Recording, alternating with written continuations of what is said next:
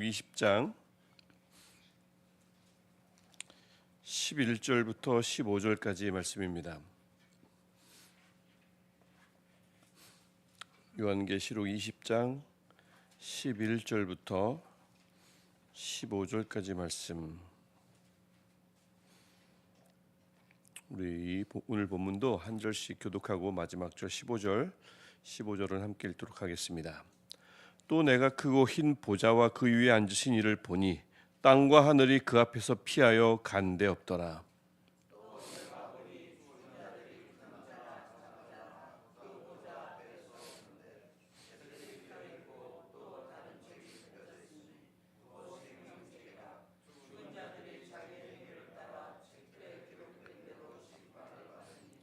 바다가 그 가운데에서 죽은 자들을 내주고 또 사망과 음부도 그 가운데에서 죽은 자들을 내주매 각 사람이 자기의 행위대로 심판을 받고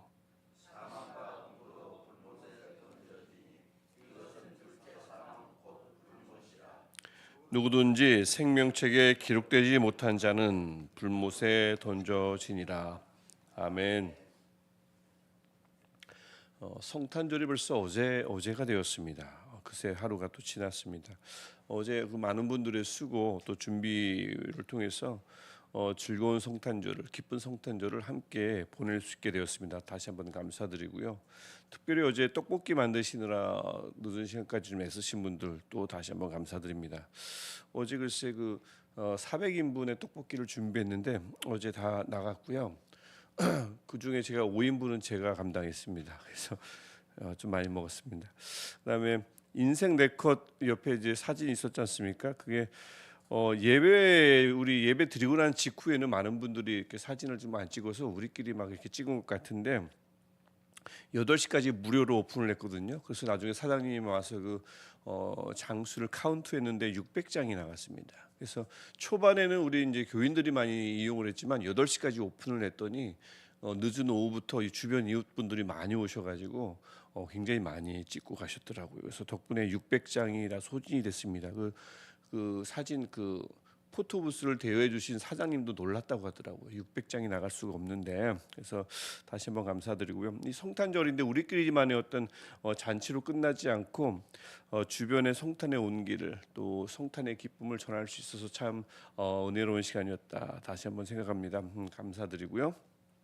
이렇게 이 땅에 오신 예수님으로 인해서 일어나는 일들은 참 좋은 일들이 많죠. 기쁨과 어제 나눴던 말씀처럼 평안입니다. 또 우리가 이제 계속 계시록을 읽어오지만 우리가 모든 교회가 인내와 믿음으로 그까지 견디면 예수님의 오심은 우리에게 축제가 됩니다. 재앙이 아니라 축제가 되고요. 그다음에 승리의 기쁨을 누리는 잔치가 될 것입니다. 하지만 또 요한계시록은 그 반대 이면도 우리에게 끊임없이 말씀하고 있고 오늘 본문도 마찬가지 아니겠습니까? 주님의 오심은 누군가에게는 재앙입니다. 누군가에게는 큰 형벌입니다. 마지막 심판. 오늘 이제 본문에 이제 둘째 사망, 불못 이 말씀이 이제 나오는데, 그래서 주님이 똑같은 오시지, 똑같은 주님의 오심인데 그 개념은 같은데. 그 주님을 누가 맞이하느냐에 따라 그것이 잔치가 되기도 하고 큰 재앙이 되기도 하는 것. 요한계시록이 어떤 성경보다 이것을 대조하면서 잘 보여주고 있습니다. 특별히 요한계시록은 이 모든 일들을 요한에게, 그다음에 7교회에게, 그다음에 이후에 생겨날 모든 교회에게 말씀하고 있습니다. 환상을 통해서 말씀하고 있죠. 오늘 읽었던 11절을 보면 하나님께서 요한에게 또 다른 환상을 보여주시는데 크고 흰 보좌에 계신 분이 앉아 계십니다. 당연히 하나님이시죠. 그 광대한 위엄 앞에, 지극히 높으신 위엄 앞에 하늘과 땅마저 피할 수 없음을 본문이 보여주고 있습니다. 환상입니다.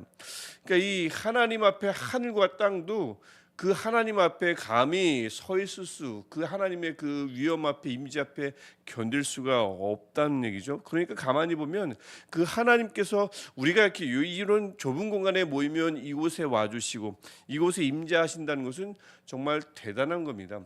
하늘과 땅도 감히 이렇게 견딜 수가 없고 담을 수가 없는데 그 크신 하나님이 이곳에 임재하여 주시고 우리가 그 크신 하나님 앞에 그 앞에 서서 예배할 수 있다는 것은 어마어마한 은혜고요. 어마어마한 축복인 줄 믿습니다. 그래서 오늘도 우리 이 예배를 받으시며 기도를 받으시는 하나님 앞에 우리가 엎드려 예배하는 이 자체가, 예배할 수 있는 것 자체가 하나님의 은혜입니다.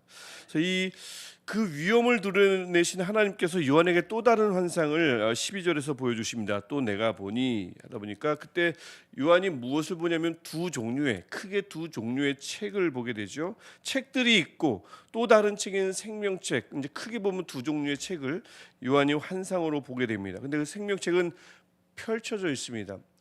초반에 보는 뭐 두루마리 같은 경우는 인으로 인봉돼 있어서 누가 열 것인가 막 읍수하고 울고 그랬는데, 하나님의 심판대가 오면 닫힌 것이 없고 감춰진 것이 없습니다. 다 열려 있음을 이 생명책을 통해서도 알 수 있습니다. 그래서 두 종류의 책 안에는 죽은 자들의 이름이, 큰 자나 작은 자 모든 죽은 자들을 가리키는 겁니다. 그들의 이름이 적혀 있는데 적혀 있는 책 종류가 다르겠죠. 의인과 악인 다 책에 적혀 있습니다. 하지만 누군가는 책들 안에 적혀 있을 거고 의인만이 생명책 안에 적혀 있겠죠. 그래서 이 생명책에 적힌 대로 12절부터 13절을 보면 인류 모두는 심판을 받는 기준이 있습니다. 행위대로죠. 행위대로 심판을 받습니다. 근데 특별히 13절을 보면 뭐 의인의 행위에 초점을 맞추지 않고 악인에게 특별히 맞춰져 있음을 알 수 있습니다. 13절에서 말하는 사람들, 즉 바다, 혼돈이죠. 바다와 사망과 음부, 하데스라고 하는 이 죽은 자들이 머무는 곳, 특별히 악인들이 머무는 곳입니다. 이 음부가 내준 이들이 나오고요, 내어주었습니다. 그다음에 그들이 결국은 심판을 위해서 그들도 다시 일어난다는 것을 이 내어준다, 사망이 내어준다, 하데스, 음부가 내어준다는 표현으로 말씀하고 있습니다. 여러분, 이 부활이라는 것은 그리스도인만 부활하는 것이 아닙니다. 다시 살아나는 것은 모두가 살아나는 것입니다. 다시 일어나서 하나님의 심판대 앞에, 베마라고 하는 하나님의 심판대 앞에 다 서게 되어 있습니다. 그래서 악인도 다시 서지요. 서서 심판대 앞에 서서 13절을 보니까 그들도 행위대로 심판을 받습니다. 그리고 나면 끝으로 14절, 사람들도 심판을 받지만 14절을 보면 끝으로 사망과 음부, 하데스, 이 사망과 음부도 불못, 둘째 사망에 던져진다고 14절이 말씀하고 있습니다. 환상입니다. 즉 사망마저도 이제는 완전한 자취, 멸망을 당하는 거죠. 그래서 이것은 고린도전서 15장 26절 말씀과도 일맥상통합니다. 모든 이들이 심판을 받고요, 마지막에 맨 나중에 멸망받을 원수는 사망이니라. 사망마저도 하나님에 의해서 완전히 진압됩니다. 그러니까 결국 마지막 심판과 더불어서 그토록 우리를 공포에 휩싸이게 하고, 그러다 보니 살아남으려고 남을 해치기도 하고 욕심에 사로잡히게 하는 이 사망마저도 결국 무서운 심판을 받게 된다는 것을 이 환상을 통해서 보여주고 있습니다. 사망이 심판을 받으니까 영생이 찾아오는 거죠. 그래서 이 환상을 통해서 영생의 그 최종 목적지임을 본문이 우리에게 말씀하고 있습니다. 요한에게도 보여주셨고 일곱 교회에게도 말씀하셨고 우리에게도 말씀하시는 것입니다. 이런 모든 사실을 보여주신 후에 마지막 말씀 15절을 전하고 있습니다. 생명책에 기록되지 못한 자는 어디요? 불못에 던져지더라. 다시 한번 둘째 사망을 언급하는 경고의 말씀으로 20장을 마무리하고 있습니다. 그래서 오늘 본문은 말씀합니다. 하나님의 심판은 위험 있는 심판이에요. 그 힘부자 계신 하나님의 심판입니다. 그리고 정확한 심판입니다. 대충 기억하고 있다가 행위대로 잘 기억이 안 나는데 이런 심판이 아니라 다 적혀 있습니다. 그 적혀 있는 대로 모든 책은 펼쳐져 있고요, 펼쳐져 있는 책에 있는 여러 가지 기록대로, 행위대로 심판은 이루어질 것입니다. 그러다 보니까 그 모든 것들은 정확하게 이루어지죠. 기록된 행위대로 인류 모두를 재판하시니까 그렇습니다.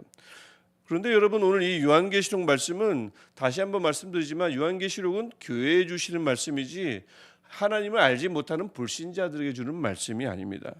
요한에게 주었고요, 일곱 교회에게 주었고 그 이후에 생겨날 모든 교회에게 주신 말씀이 요한계시록 말씀입니다.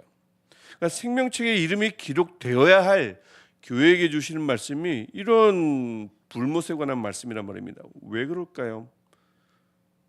1차적으로는 교회에게 주시는 말씀이므로 그리스도인들에게 또 교회로 하여금 각성하게 깨닫게 하시려는 의도가 있으시겠죠. 세상에서 가장 중요한 것이 무엇일까요? 정말 이 세상을 크게 넓게 볼 때 멸망이냐 영원한 생명이냐, 크게 이 두 가지라는 거죠. 길면 뭐 100년, 짧으면 70년, 80년 그 안에서 사는 동안 내가 무엇을 누릴 것인가, 무엇을 하나님으로 얻어낼 것인가, 그 안에서 내가 뭘 한번 해볼 것인가. 온통 신앙생활이라는 것이 온통 여기에 이렇게 몰입되기 쉬운데, 함몰되기 쉬운데, 조금만 눈을 떠서 넓게 보면 영원히 멸망을 당할 것이냐, 영원한 생명을 얻을 것이냐, 사망이 마지막에 멸망을 당하는데 내가 거기에 포함될 것이냐, 아니면 그들과 나는 전혀 상관없는 마지막 삶, 끝까지 끝이 없는 삶을 살 것인가. 이게 정말 중요한 거. 이것보다 중요한 게 없는데, 살다 보면, 일하다 보면 다른 것들이 자꾸 중요해지잖아요. 뭐 1세기는 안 그렇겠습니까? 지금도 마찬가지지만, 그런 교회를 향해서, 그런 그리스도인들을 향해서 역설하는 겁니다. 물론 살아가면 많은 것들이 중요하죠. 많은 것들이 필요합니다. 하지만 생명책에 기록되는 것보다 더 중요한 것을 없음을 교회에게 하나님이 다시 한번 말씀하는 겁니다.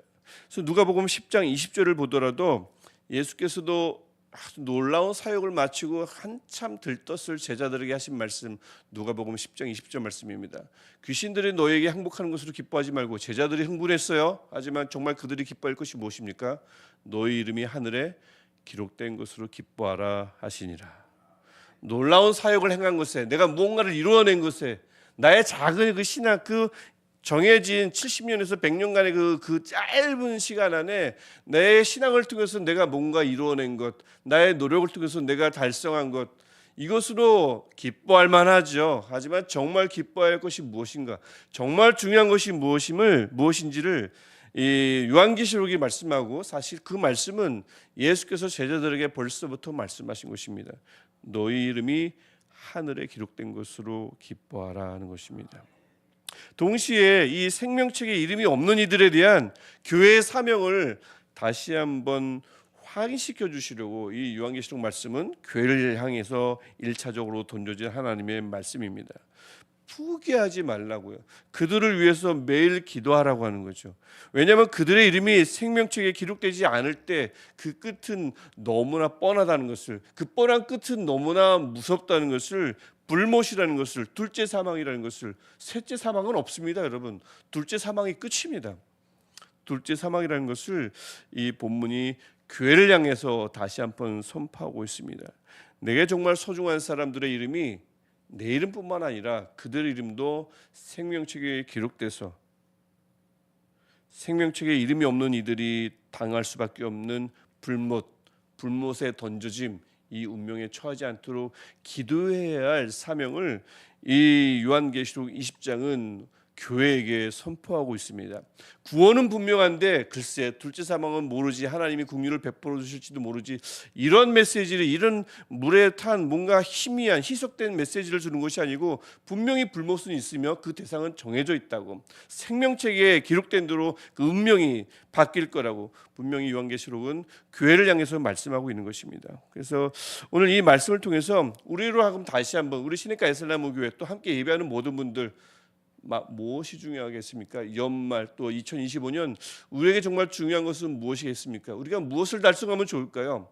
무엇을 이루어내면 좋을까요? 많은 것들이 있고 매년마다 목표가 정해지고 해야 되지만, 정말 중요한 것은 우리 모두의 이름이 어느 책에 기록되어 있는가 합니다. 책이 펼쳐질 텐데, 책이 펼쳐졌을 때 우리의 이름은 어느 책에 분명하게 기록되어 있는가, 이것이 그 어떤 것보다 중요함을, 그래서 놀라운 사역을 행한 것에 기뻐하지 말고 우리 모두도 우리의 이름이 하늘에 기록된 것으로, 생명책에 기록된 것으로 기뻐하는 저와 여러분 되시기를 축복합니다. 또한 동시에 하나님 이 이름에, 이 책에, 이 생명책에 우리가 기도하는 늘 그분들의 이름도 반드시 기록되게 하옵소서. 그들을 긍휼히 베풀어 주시고 또 그를 위해서 우리가 기도하는 것을 멈추지 않게 하옵소서. 이 기도가 끊이지 않는 우리 연말 또 새해 되시기를 주님의 이름으로 축복합니다. 기도하겠습니다. 크고 높으시며 강하고 공의로우신 하나님, 오늘도 우리로 하여금 다른 어떤 성취감보다, 그 어떤 것보다 생명책에 기록된 것으로, 우리 이름이 그곳에 분명하게 기록된 것으로 기뻐하는 우리가 되게 하옵소서. 하나님 간절히 원하는 것은 그 생명책에 우리에게 소중한 분들의 이름도 기록되게 하옵소서. 그들의 이름이 기록된 것으로 말미암아 내 이름이 기록된 것보다 더 큰 기쁨을 얻는 우리가 되게 하옵소서. 하나님, 연말이 다가오고 있습니다. 하나님, 그 은혜로 우리를 붙들어 주시고 새해를 맞이하는 우리 마음속에 다른 어떤 것보다 생명책에 기록된 것을 가장 큰 기쁨으로 여기는 우리 교회 모든 교우들 되게 하옵소서. 예수님의 이름으로 기도합니다. 아멘. 하늘에 계신 우리 아버지, 아버지의 이름을 거룩하게 하시며 아버지의 나라가 오게 하시며 아버지의 뜻이 하늘에서와 같이 땅에서도 이루어지게 하소서. 오늘 우리에게 일용할 양식을 주시고 우리가 우리에게 잘못한 사람을 용서하여 준 것 같이 우리 죄를 용서하여 주시고 우리를 시험에 빠지지 않게 하시고 악에서 구하소서. 나라와 권능과 영광이 영원히 아버지의 것입니다. 아멘. 오늘도 우리를 살피시는 우리 하나님께 우리 간절히 기도하시다가 자유롭게 돌아가시겠습니다. 하나님,